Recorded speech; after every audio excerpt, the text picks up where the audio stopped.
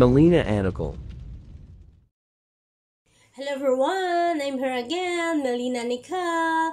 Ang tutorial natin ngayon ay tuturo ko sa inyo kung paano mag-block at unblock sa WhatsApp.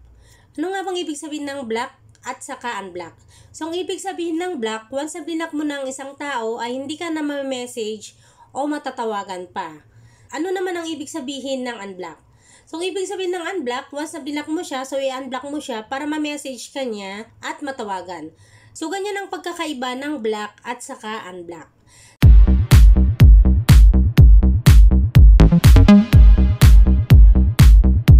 Ituturo ko sa inyo kung paano mag-block sa WhatsApp.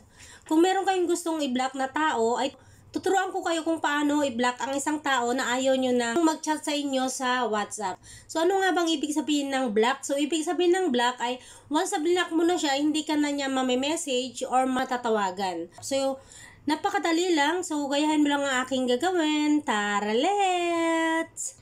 Kung nakakita mo yung WhatsApp, itong ginagalaw ko, punta ka lang dito. I-press natin. So, meron akong gustong i-block. So, i-press ko lang to, itong gusto kong i-block. Kung nakakita mo yung tatlong dot sa taas, press mo lang yan. Press natin. Then, kung nakita mo yung more na nasa baba, press mo lang yung more. Press natin. So, ito yung makikita mo. So, punta ka lang dito sa block. Kung nakita mo yung nilalagyan ko ng arrow, punta ka lang dyan. So, i-press natin. So, press mo lang yung block. So, may makikita ka dito na pangalan ng i-block mo. Tapos, block contacts cannot call or send you messages. This contact will not be notified. So, kailangan i-check mo itong square na to. So, may basa ka dyan na report contact. So, the last 5 messages will be forwarded to WhatsApp. And then, so, ito, may nakalagay na dalawa dito na cancel at saka block. So, i-press mo lang tong block. Press natin. So, ayan, naka-block na siya. So, try nating i-search ulit ang kanyang pangalan. Search natin ang kanyang pangalan, yung blinak natin. And then, tingnan natin ang kanyang... So, kanina kung nakita nyo, marami siyang mga message at tawag. So, ngayon, once na blinak mo siya, mawawala lahat ng conversation nyo. So, eto, kung nakita nyo to, you block this contact, tap to unblock. So, once na gusto mo siyang message ulit at tawagan, so, i-unblock mo lang siya. So, paano i-unblock yung blinak mong tao? So, napakadali lang, ituturo ko sa inyo.